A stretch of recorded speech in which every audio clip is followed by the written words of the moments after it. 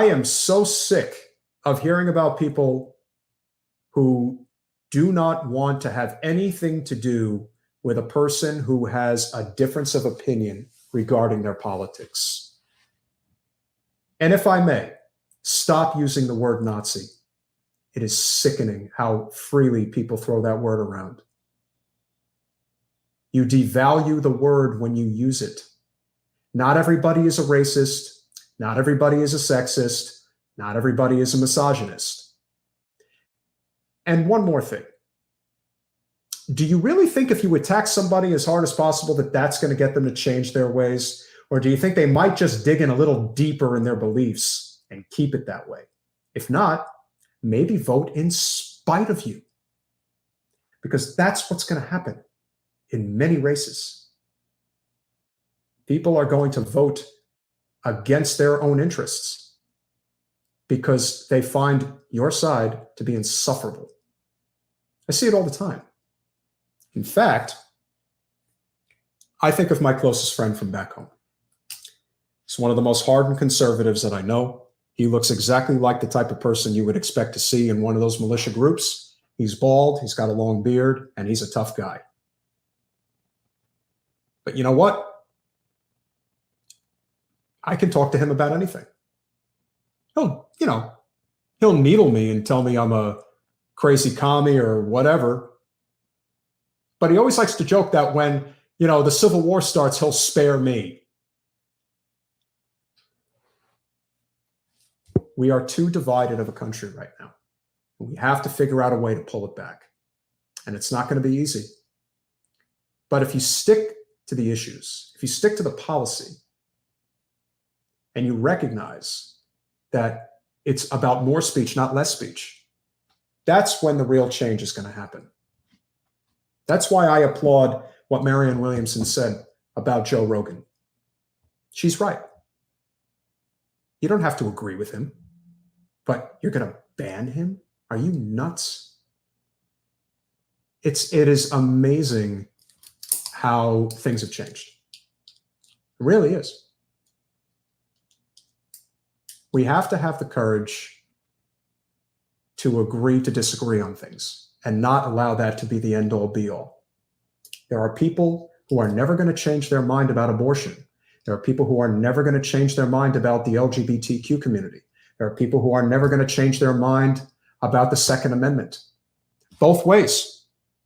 Both ways. It's never going to change. But you know what I have discovered?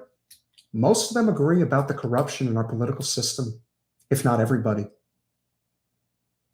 I had this conversation with a great friend of mine who's in town from Tennessee.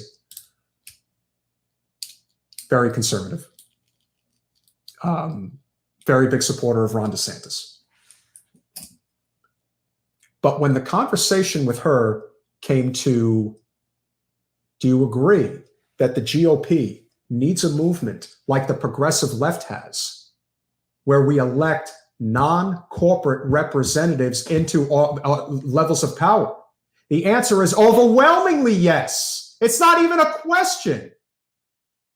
It's not that, well, I don't think it makes a big difference. I think it's all this, that. No. Very, very specific. We do not need corporate bought representatives anywhere in our government. That's not what our government was designed for. Thomas Jefferson. When the people fear the government, there is tyranny. When the government fears the people, there is liberty. And right now, we are knee-deep in tyranny, that's for sure.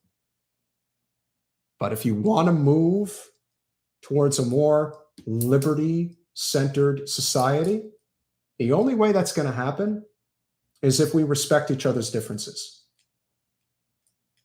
Because the commonalities are a lot more than you think.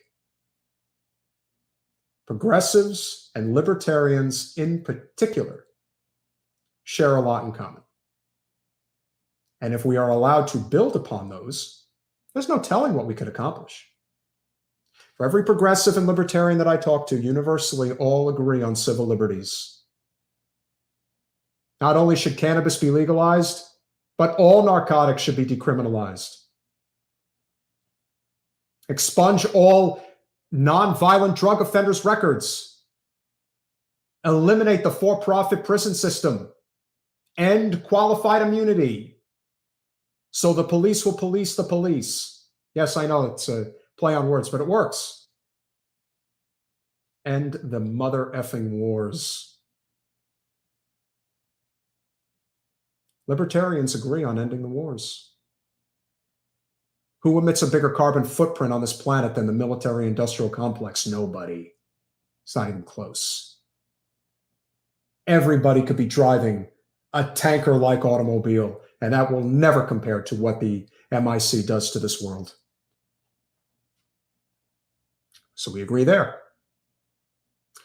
Most libertarians agree that we waste money on pointless programs. Well, I'll tell you what, there really is no more pointless program than the for-profit healthcare industry. So if we can eliminate the for-profit middlemen, the more they understand that our goal is not to have the government take over our healthcare. It's for the government to fund our healthcare, which means it's our money and we're deciding where the F it goes. That's what it's about. And you know what? Most of them agree. Thanks for watching. If you want to support our mission to transform politics into service, please like this video, subscribe, follow us on social media, and consider joining our Patreon, where you'll get early access to our interviews as well as other exclusive content. Links are in the description. Peace out.